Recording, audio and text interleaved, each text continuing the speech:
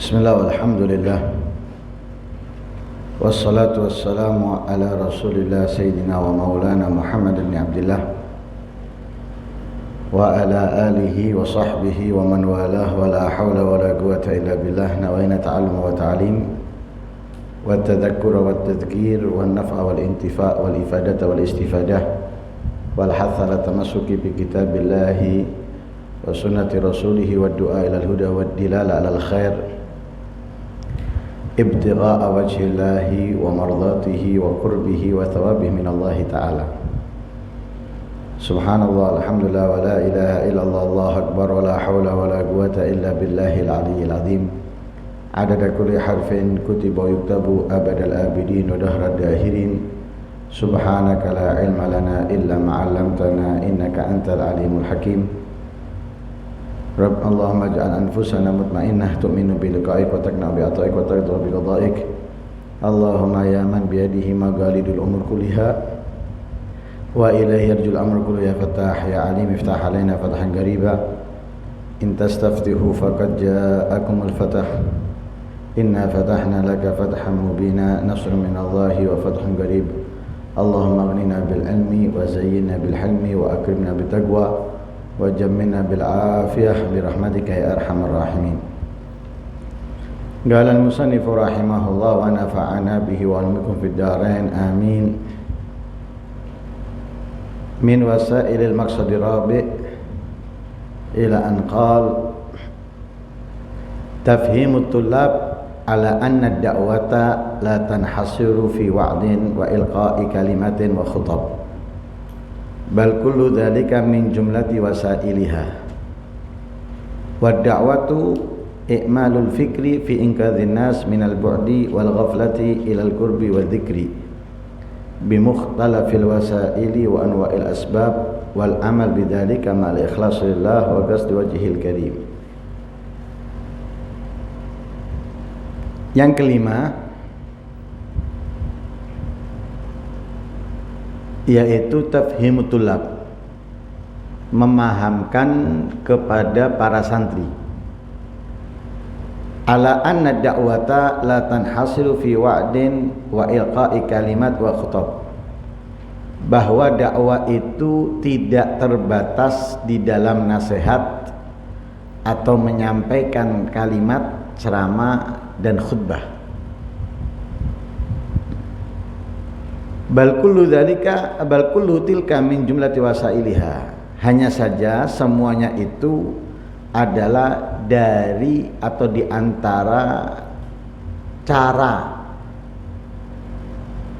menyampaikan dakwah, perantara untuk berdakwah.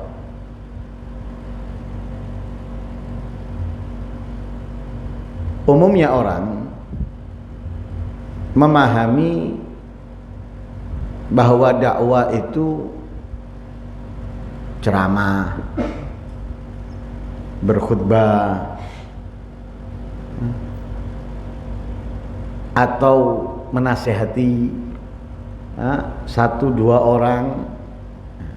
Itu yang umum difahami oleh banyaknya orang tentang dakwah. Jadi ketika disebutkan ayo berdakwah, kita harus berdakwah, anggapannya berarti kita itu harus ada di musola, harus ada di masjid, madrasah, majelis dan semisalnya.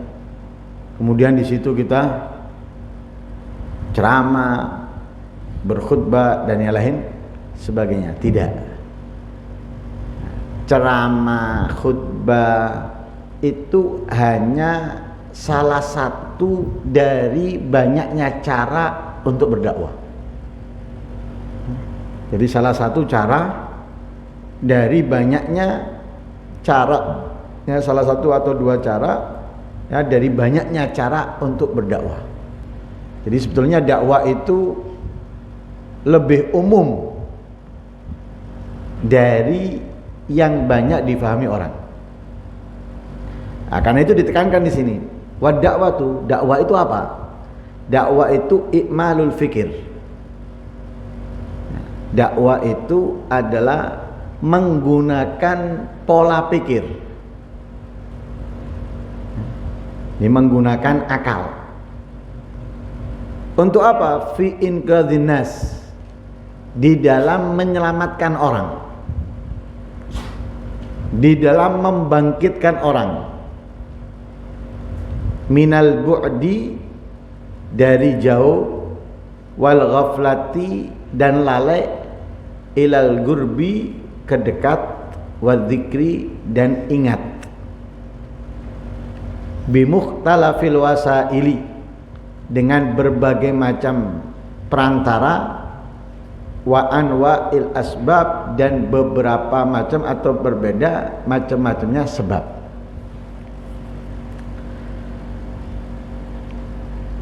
Jadi terkadang yang berdakwah bukan yang di depan,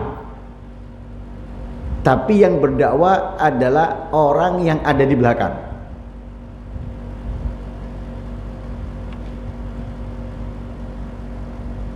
Tujuannya dakwah itu apa?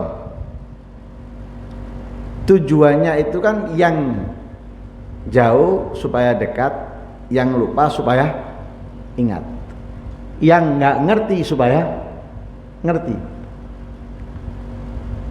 Lah kita menggunakan akal kita ini bagaimana caranya untuk bisa memberitahu orang itu, memahamkan orang itu, mengingatkan orang itu, mendekatkan orang itu, dan lain sebagainya. Jadi kita berpikir, gambaran yang paling mudah seperti pembuat film. Ada yang mengarang naskah ceritanya film itu, ada yang membuat.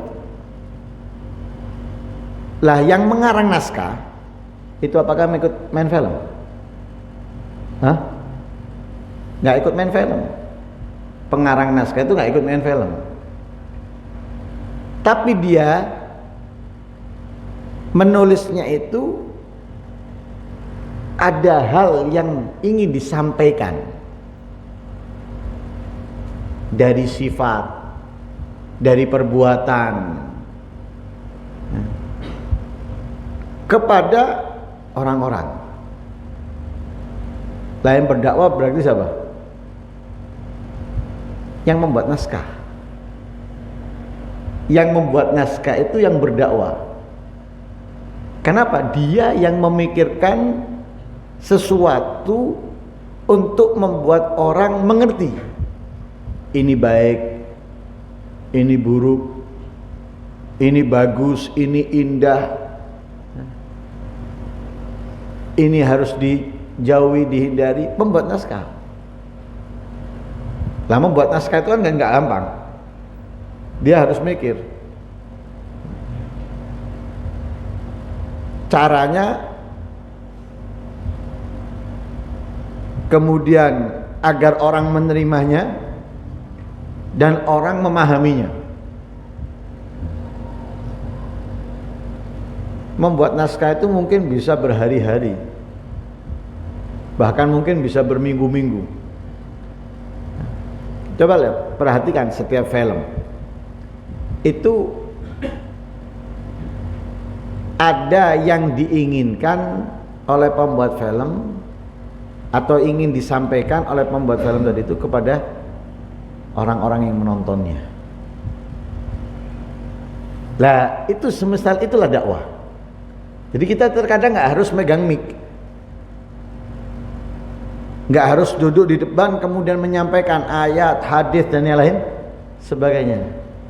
Tapi pembuat program,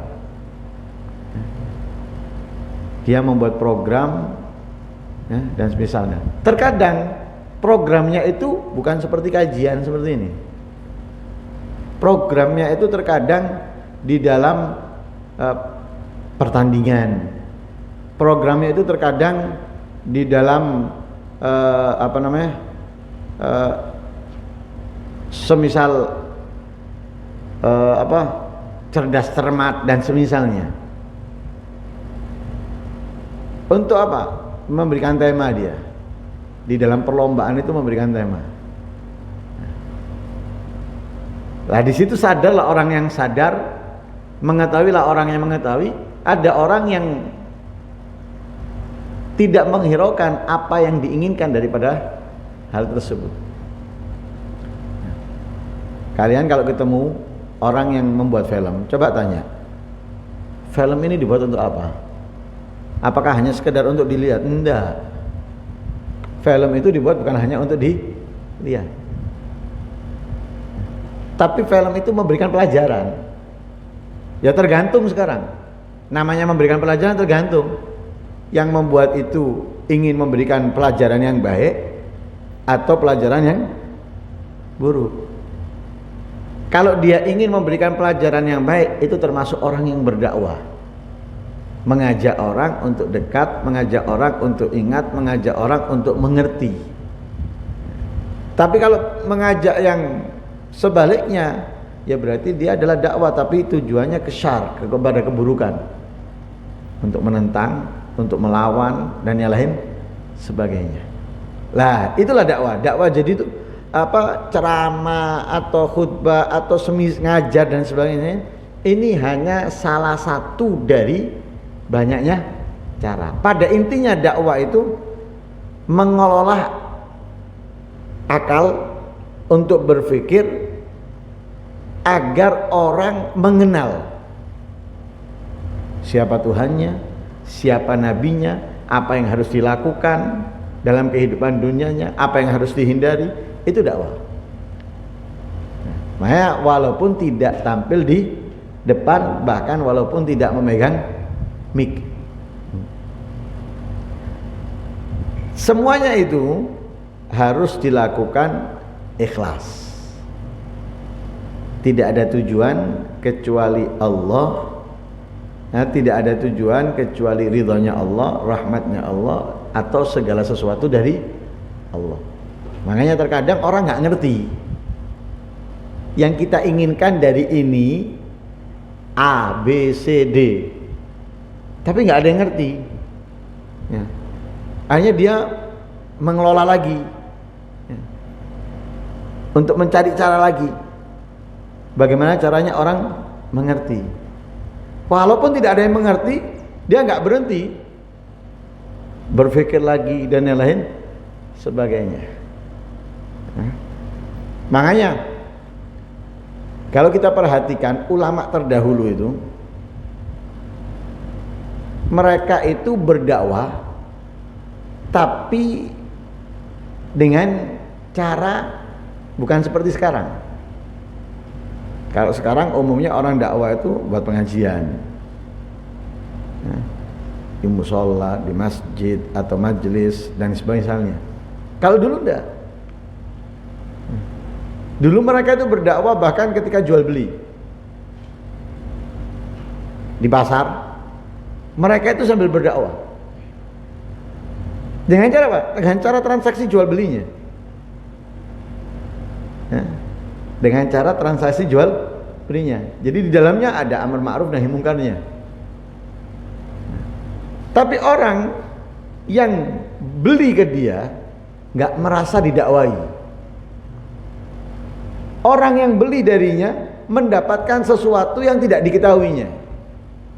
Tadinya dia nggak ngerti, menjadi ngerti. Tadinya dia kurang paham, menjadi paham.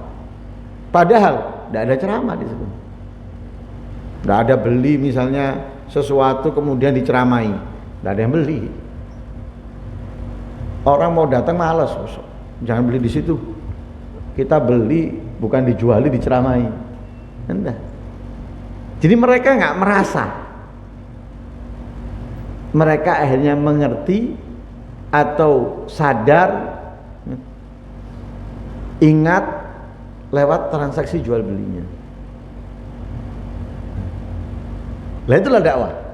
Jadi kita menggunakan pola pikir kita untuk memikirkan bagaimana menyampaikan hal yang wajib, hal yang sunnah, hal yang baik kepada setiap orang.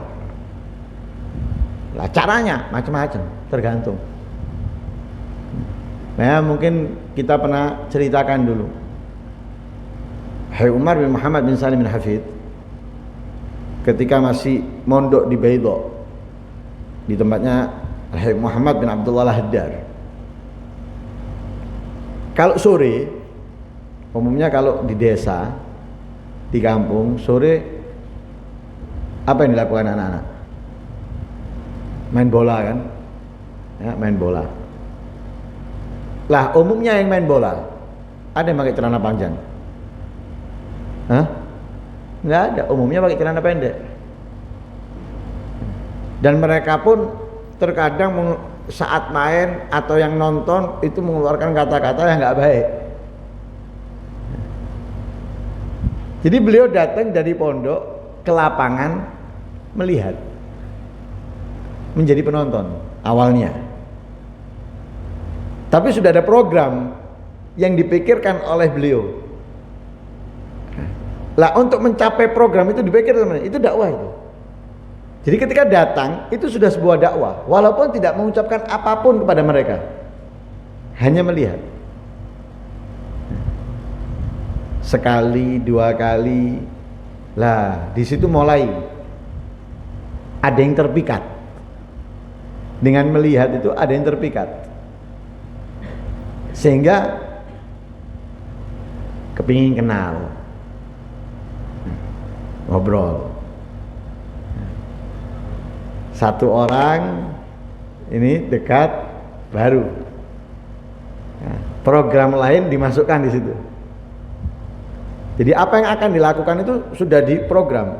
Nah, itu dakwah itu, langkah demi langkah, sampai akhirnya bukan nonton, tapi turun di lapangan. Tapi turun di lapangan bukan untuk main. Turun di lapangan dengan pakaiannya, nggak berganti pakaiannya, tetap pakaian yang biasa dipakai ketika belajar ataupun ketika keluar untuk berdakwah. Pakaiannya tetap nggak berubah. Kalau kita kan kadang alasannya menyesuaikan. Bagaimana kita bisa masuk ke dia kalau pakaian kita seperti ini? Kita perlu menyesuaikan. Itu justru tambah salah. Lah beliau enggak, tetap dengan pakaiannya. Dari awalnya hanya nonton, kemudian ada yang tertarik, terpikat, dan dari itu masukkan 1-2 poin yang ingin kan, sampai turun di tengah lapangan. Jadi mereka tidak bermain kecuali Syekh Umar datang dulu. Setelah Syekh Umar datang di situ, Syekh Umar mengeluarkan hanya beberapa kata kepada mereka. Lah disitulah muncul nasihat-nasihat kecil, dikit.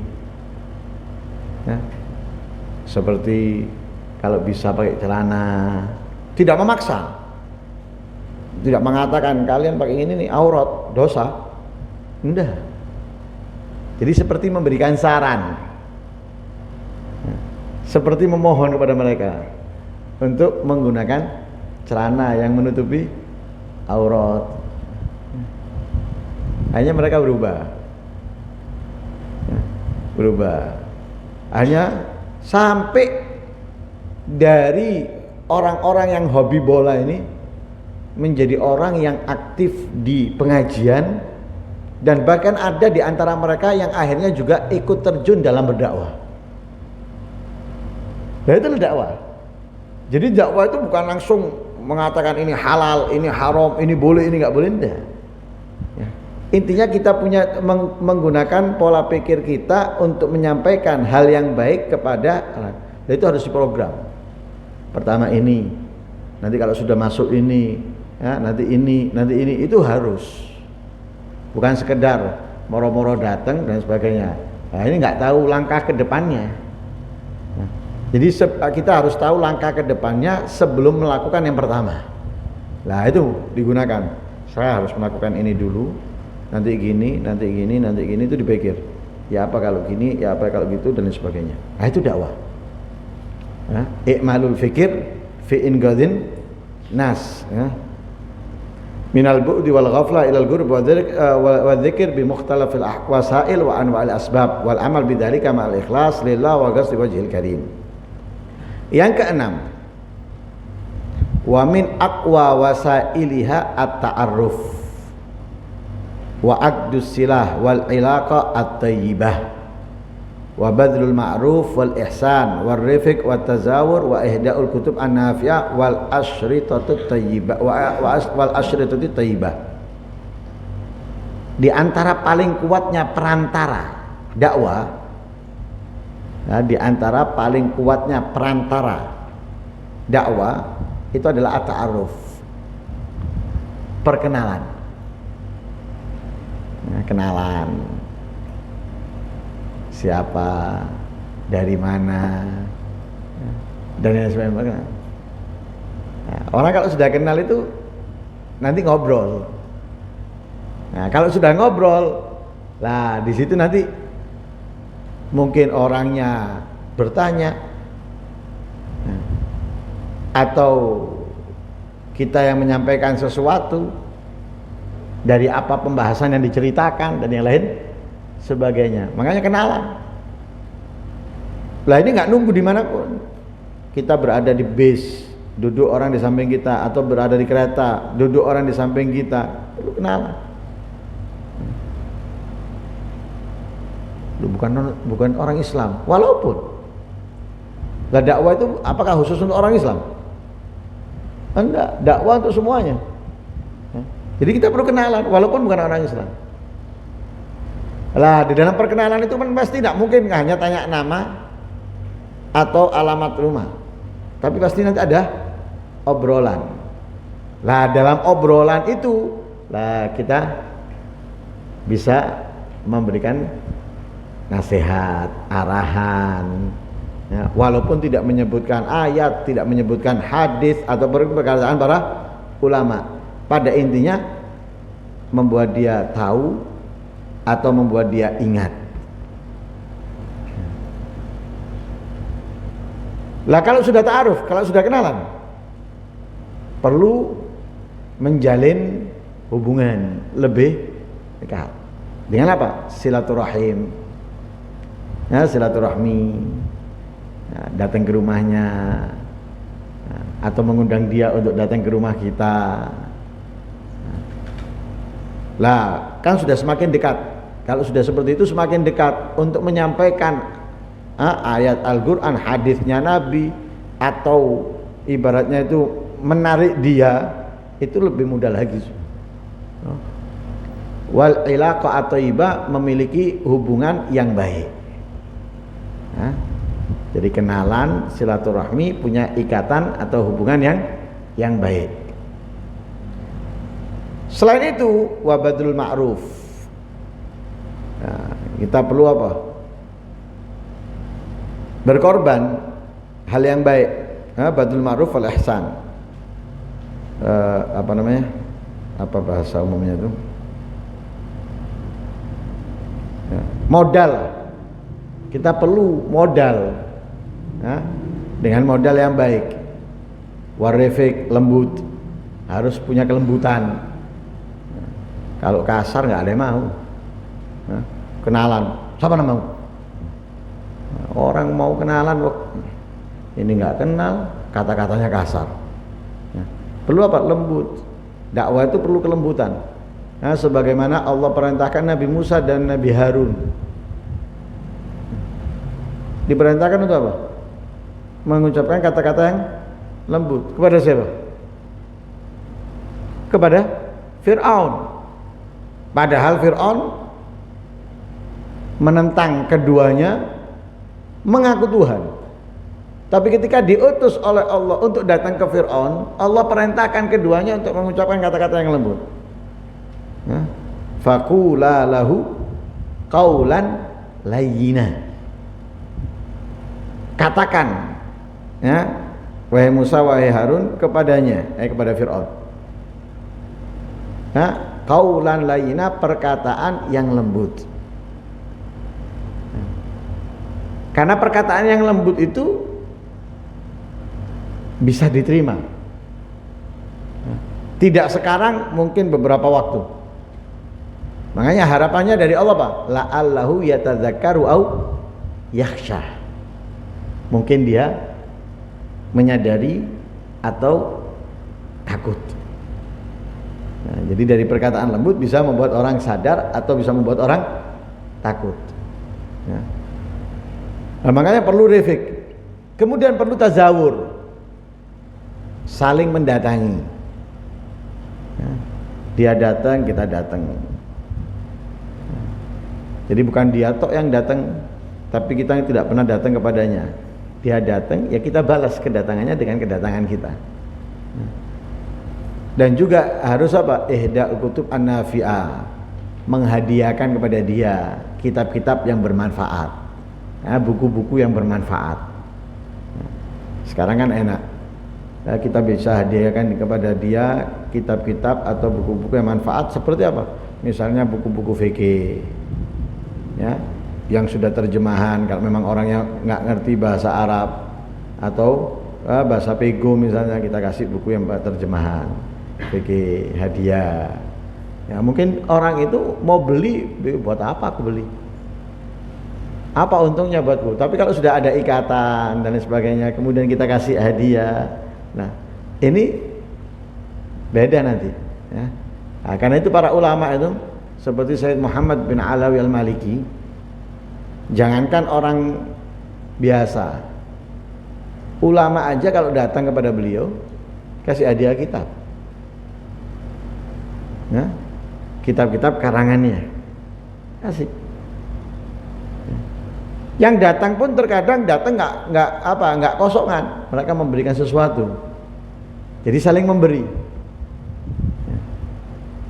Nah, seperti itu rata-rata. Kita datang ke ulama manapun yang mereka punya karangan, pasti pulang memberikan karangannya. Entah 1 atau 2 atau 5 daripada karangannya dikasih, cuma-cuma. Nah, kita juga gitu perlu. Kalau kita sudah menjalin hubungan dengan orang, ya, yang ingin kita tarik untuk mengerti, untuk dekat, untuk ingat dan lain sebagainya, nah, perantaranya juga apa? Kita kasih hadiah dia, kitab. Nah, kalau dulu tambahin di situ wal asrita at-thayyibah, kaset-kaset yang bagus. Nah, ya, ceramahnya kiai ini, ceramahnya kiai itu. Kalau sekarang kan nggak ada kaset. Nah, dulu setelah kaset ada CD, sekarang semuanya nggak ada. Nah, nggak ada kaset, nggak ada CD. Ya ada, sudah nggak berlaku untuk sekarang. Apa mau kasih ketika kaset? Nggak ada yang nyetel. Ya mungkin kalau sekarang berlakunya flash disk gantinya. Isinya ceramah-ceramah, video-video ceramah atau video-video, ya, nasihat dan yang lain sebagainya. Nah, ini peran apa paling kuatnya perantara. Yang ketujuh, at-tadrib ala ilqa'il kalimat wa yabda bi ilqa'il ahadits awalan. Latihan. Ya, at-tadrib itu latihan menyampaikan beberapa kalimat. Nah, menyampaikan beberapa kalimat. Dimulai latihan itu dengan apa? Menyampaikan hadis-hadisnya Nabi dulu. Ya. Makanya Habib Umar itu punya rutinan hari Senin ba'dal Isya yang dinamakan rutinan itu dengan Jalsatul Itsnain. Nah, itu untuk pemula, untuk anak-anak yang masih kelasnya anggap ibtida awal, mereka itu terkadang ditampilkan untuk menyampaikan hadis.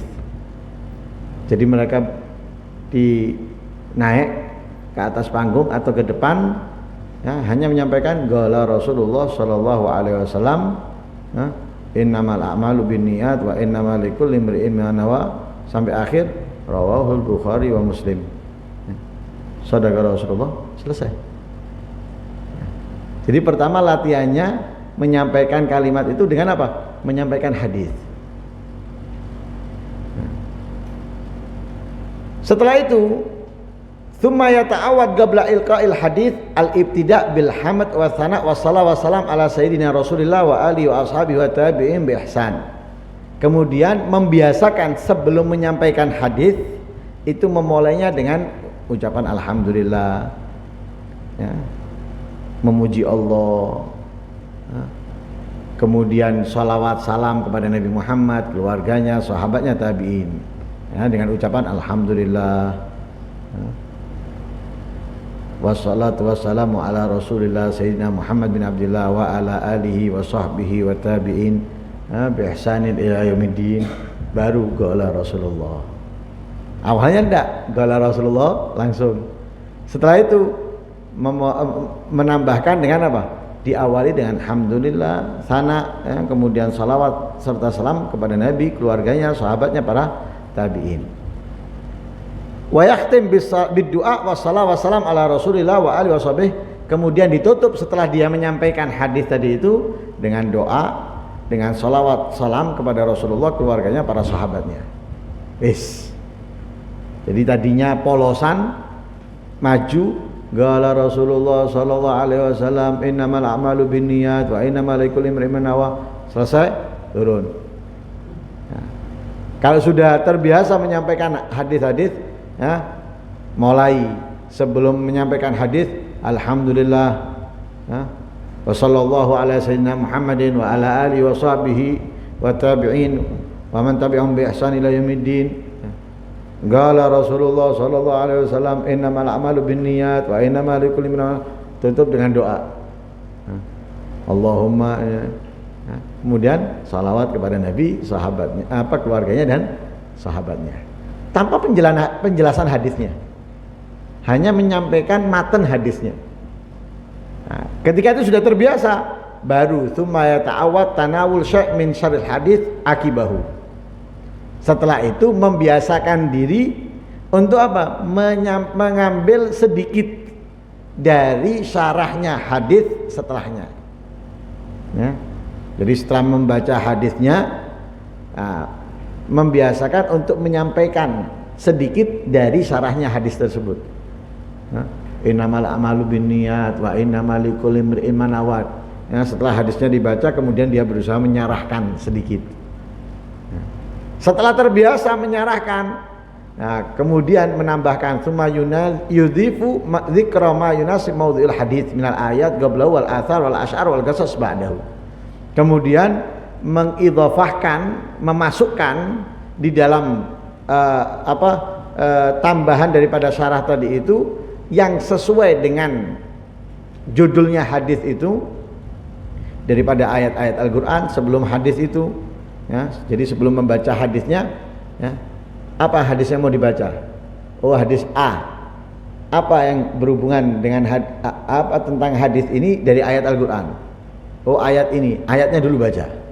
Setelah ayatnya baca, baru baca hadisnya. Ya, setelah itu mensyarahkan hadisnya, ya, kemudian asar kalau memang ada asar, syair kalau memang ada syair, kemudian cerita. Nah, itu latihan menyampaikan. Jadi bertahap latihannya. Ya, latihannya tapi sebelum latihan ceramah, khutbah ini, terlebih dahulu kita tetap harus dakwah dengan cara yang sebelumnya. Dengan cara kenalan, dengan cara memberikan sesuatu daripada hal-hal yang bermanfaat untuk orang tersebut. Sambil kita latihan, di balik itu kita latihan menyampaikan hadis, ya, tanpa diawali dengan A, diakhiri dengan B misalnya.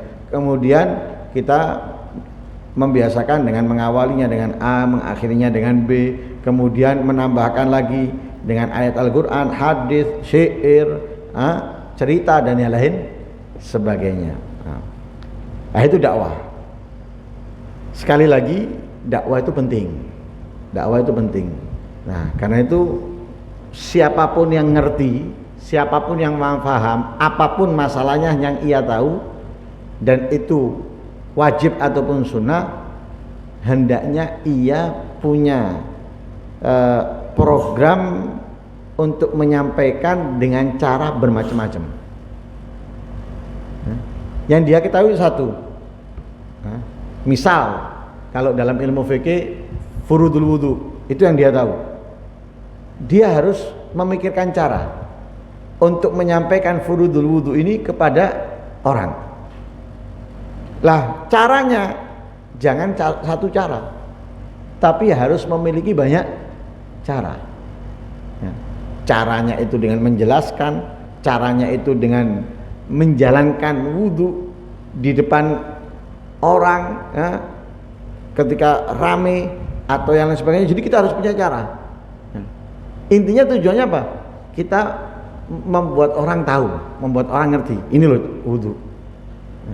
Ya, dan yang lain sebagainya. Semoga kita bisa menyampaikan apa yang kita pahami, apa yang kita ketahui, dan apa yang kita sampaikan mudah-mudahan bisa diterima dan manfaat untuk kita baik dunia, barzah dan akhirat. Amin Allahumma amin. Wassallallahu alaihi wasallam Muhammadin wa ala alihi wasallam. Alhamdulillahirabbil alamin. Al-Fatihah.